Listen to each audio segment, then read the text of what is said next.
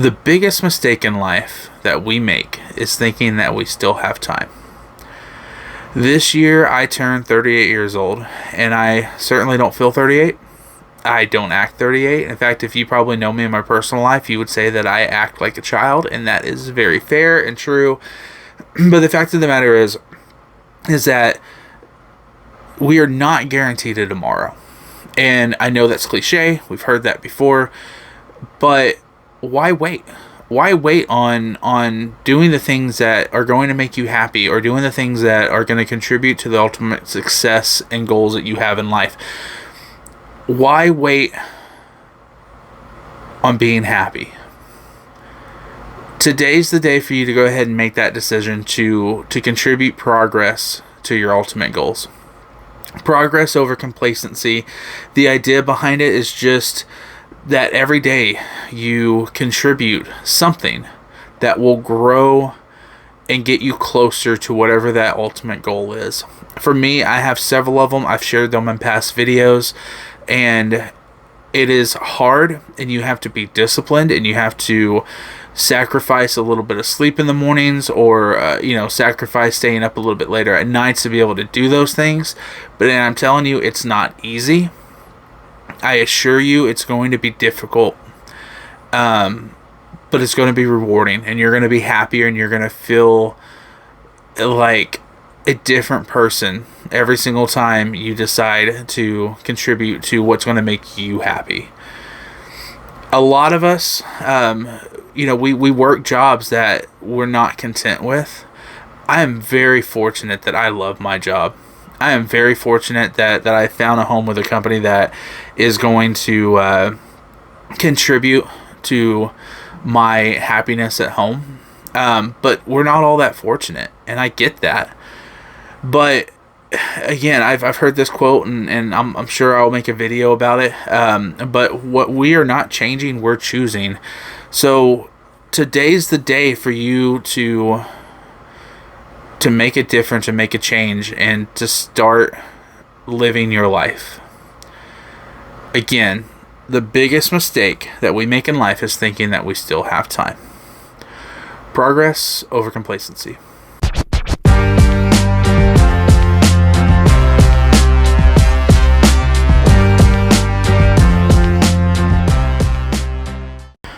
All right, 2024 through 2019 gave us a lot of shit. Some good shit, some bad shit. I'm tired of talking about all the bad shit. So here are some of the things, highlights that kind of happened. A couple, for not necessarily pertaining to me, but happened to people in my life. And I wanna recognize it. I wanna even kind of poke fun at it a little bit if we can. So first things first. When COVID hit, obviously everyone remembers who was working, who wasn't, because if you were what did they call it, a necessity hire or whatever it was, right? And if you worked in the food industry, you were part of that. Like you were able to keep working and stuff, right? And I know a lot of people drew unemployment during that time, and rightfully so. I mean, if everything was closed down, you needed to be able to support your family and still do what you needed to do. So at the time, my wife was working at Mazio's, and she was working at a different Mazio's than me. And she was, they called them a P1 position, personality position. So she basically worked the front counter and lobby. And so when they closed down the restaurant and only made it for carry out or delivery only, obviously she didn't have a job. So she did what every other American did and drew unemployment. And she was granted unemployment, and she drew unemployment until she was able to go back to work. And when she started drawing unemployment was in like January, maybe early February. We didn't conceive our child until like March, right? So she finally was able to go back to work around August. And when she came back to work, she worked for about 2 months or so. And then it was getting too close to her pregnancy. We'd rather her just stay home. So she went ahead, worked for a couple months, and then put in notice and went ahead and quit Mazio's. So everything was fine, right? We had our kid. We're having a family. We're starting a family. We're trying to figure shit out. And then we get a letter from the Oklahoma Employment Department. And Mazzios was protesting the unemployment. What they had said was that she didn't stop working because of COVID. She stopped working because she was pregnant. And they were looking for us to pay back the unemployment. And so, which the timeline didn't match up. So I went through, pieced together our case, because we had to present it to a judge and all that kind of stuff, right? I contacted Mazzios and let them know that they were full of shit. Let them know that not only was my time terrible while I was there, but the fact that they were pulling this shit was sketchy and fucked up. And was even able to get a statement from her manager, stating that the fact that she didn't get pregnant until March, they let her go, or late January, early February, and basically was able to prove against what Mazzios was proclaiming. And so we get it all together. I have probably a handful of times had talked to people, representatives at Mazzios, and told them, go fuck yourself. We get to the meeting, and the motherfucking cowards didn't fucking show up. Like, you're going to put us through all this shit, and you're going to make us get all this documentation and go through and figure out how we were going to manage. Because what if it went the other way? What if all of a sudden they did tell us we had to pay back the money? How were we going to get it? What was going to happen? And the fucking assholes at Mazzios didn't show up. And I hope this video, if there's a video that I've made so far that I want people to hear, I would really love for Mazzios to hear this, because you are like fucking cockroaches. Like, you will fucking look to feed off any shit you can to keep going. And I just want to, with all the disrespect in the world, tell you to fuck off. Especially after what you did there. Like, I hope that the people, your employees, I hope that they come to a realization of how shitty of a company you are, and they go out and find better. Because oh my gosh, I could go on such a fucking rant right now. The way you treated the employees during COVID, the way you treated my wife post-COVID, trying to get back her unemployment, the way you handled the passing of one of my employees who committed suicide while I was there, you can fuck off. So, yeah. So, Mazzios, eat shit. All right. So that was the shittiest part. I guess it had something to do with me, but it was more about my wife. But then my wife followed it up, Christmas of 2023, by falling on her ass and dislocating her shoulder while she was leaving to go to work. And like, she was fine. She's healed up. She's still a little bit sore at times, but what kind of made it all great was that it was then spent by an entire year of her toddler telling her to be careful every single time she walked down the ramp of her parents' house where she fell. And so that was an event. And so, because my wife, she's very clumsy, but to hurt herself that bad is very unusual. So yeah, she planted her ass, dislocated her shoulder. I dislocated my shoulder in high school, and she has heard me for 10 years bitch and complain about how much my shoulder still hurts to this day, and now she's finally starting to realize it. So, she definitely didn't deserve it, but she is healed up, and I'm very grateful for it. So, and then probably the biggest event that happened over the last few years that wasn't necessarily like my event, was that my two best friends, Aaron and Brittany, got married. They are also the godparents of Grayson. They are phenomenal people. And Aaron, I went to high school with Aaron. He actually, I think he homeschooled, and we played basketball together in high school. And we weren't really that close. we talked, we knew each other. Maybe we hung out like on the bus and stuff on the way to games, but we never really saw each other hung out outside of work or outside of school. And Aaron came to work with me when I was at Lids, 7-8 years ago. And ever since then, like, it was, I don't know, we were significantly closer than what we are now, than what we were then. And during that time, he met Brittany, they were exactly what each other needed. And very thankful for them, very glad to have been there and been a part of the wedding with them. There was some drama at the wedding that I won't go into, but it was just know, that I have nothing but love for my friends, and I will, I don't know, set the world on fire if I need to, if I feel like you've been disrespected or hurt. And absolutely just love you guys and adore you and appreciate everything you do for us, for my family, and for Grayson. So all right, so those were some of the highlights. Here is where like this podcast will start taking form, is when it comes to the things in our world that we love and find interesting. And so there were some highlights that happened over the last few years that like came out of the world of media, movies, video games, sports related, all that kind of stuff. And for me, there were really two big pieces of media that came out that really impacted my love for fandom and how I approach creatively and things like that. The first one, obviously, the biggest movie from 2019 for me was Avengers Endgame. And obviously I know that the movie industry has taken a hit, especially with COVID and then the writer strikes and things like that.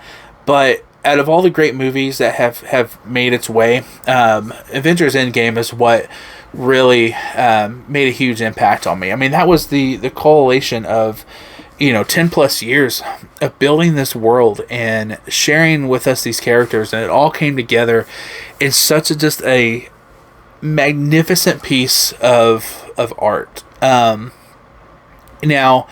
I do believe that Infinity War was the better movie, don't come at me, but Endgame was such a phenomenal feat, and I loved every minute of it. When we went to go see Endgame in the theaters, I own one of the Infinity Gauntlet gloves, like the one that you can put your hand in and move the fingers and the stones light up and make noise and all that kind of stuff. So I took that with me to the movie theater because I thought it'd be kind of fun. We went up there early, had dinner, had some drinks before the movie, and we were up at the bar at the movie theater. The entire staff that was up there at the bar asked to take pictures with it. They thought it was the coolest thing. They're pretty easy to get your hands on now, but at the time they were, kind of limited and expensive. So, but the staff was really cool. They enjoyed taking pictures with it and enjoyed messing with it. And so, there was nothing that led me to believe that it was not okay to have that in the movie theater. Until we went to actually go into our theater. We went into the IMAX theater, and as I was walking down the hallway to get to the IMAX, the manager of the movie theater said, Sir, you can't have that in here. You're going to need to take it back to your car. And I was like, the movie was starting in like 3 or 4 minutes, and I was like, absolutely not. I just kept walking. I was like, fuck it. Like, no, you should have told me this a long time ago. And so by the time we got down to the end of the hallway to where the IMAX theater was, I turn around, I'm talking to my brother, I turn around and I look, and the manager's walking up the hallway with 2 police officers. And they come up, and she says, Sir, you can't have that in here. Like you got to take it out to your car. And I said, I had to park all the way by the fucking highway. I'm not taking this back out to my car. Like, that's ridiculous. And she said, Sir, you're not allowed to have that in the theater. And so then I asked, well, then why the fuck were your employees taking pictures of it with me when I was up there at the bar? Why didn't any of them tell me an hour before the movie when we were eating dinner that I couldn't have it in here?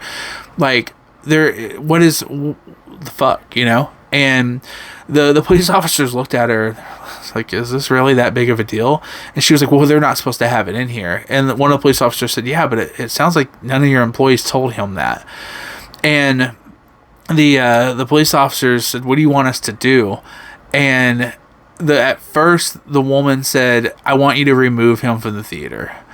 And the police officers both looked at each other and looked at her. And it was probably only like 5 seconds of silence, but it felt like an hour. And she said, fine, just turn it off while you're in the movie. And she storms off. And I looked at the police officers, and they just kind of shook their head and was like, have a good day, enjoy the movie. I was like, I appreciate it. And first of all, just fucking stupid. Like, I understand that you got to be careful and you gotta maintain safety. I get all that. But tell me before I walk into the theater. Tell me when the employees are taking pictures of the Infinity Gauntlet up there at dinner and during drinks, and we're talking about how excited we are for the movie. Tell me then, not when I'm about to walk into the theater. And so the movie theater that we went to was the Moore Warren Theater. And the Warren Theater chain was from Kansas. And they used to be the absolute best. Service-wise, experience, it was just great. But prior to Endgame coming out, Regal Cinemas bought Warren. And it became a Regal Theater. And even though they still call it the Warren Theater, it is not the Warren Theater.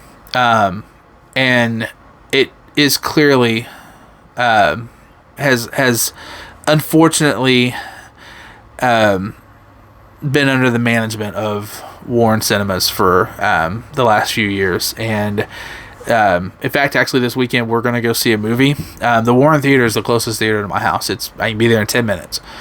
We are going like 45 minutes up the road to go to an AMC because I just am sick of Regal. So, but yeah, Avengers Endgame, phenomenal movie. Still the highlight over the last few years. Video game wise, look, there was a lot of great video games that came out over the last 6 years.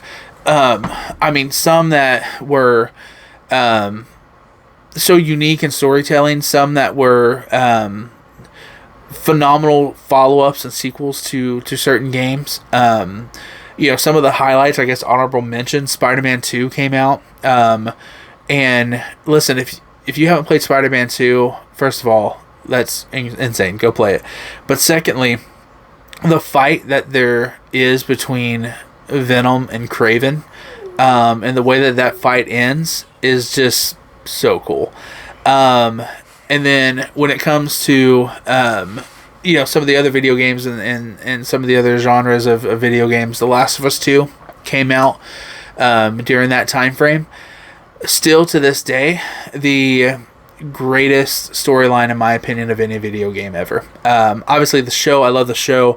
The first video game is my favorite video game of all time.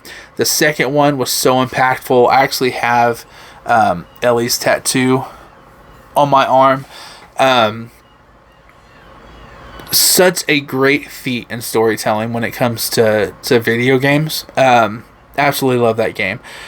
But for me, there was one, or I guess really you can call it two games that have come out over the last 6 years that, between nostalgia, between my love for the genre, between it all, was my highlight of the last 6 years, and that was Final Fantasy VII, the remake, and Final Fantasy VII Rebirth. Both games I thought were phenomenal. I thought the remake was better, but I remember playing Final Fantasy when I was a kid. So my brothers are both significantly older than I am, and when I was a kid and Final Fantasy came out for the PlayStation, I remember my older brother playing it, and at the time it was way more complicated than I was able to comprehend, right? But I still enjoyed watching him play it and trying to play it myself and trying to figure out how to immerse myself in this world. And it just, such a great game. And the music, the characters, all of it. Just again, I've played over the last couple of years. I've played Final Fantasy Remake a couple of different times, and obviously played Rebirth here recently since it came out. I believe last year, maybe 2023. But seriously, just the highlight of my gaming were both of those games coming out. I own like 3 or 4 Buster Swords. I'm telling you, I'm a huge nerd, and I think that over the last few years as well, one of the highlights of my career has been being able to do a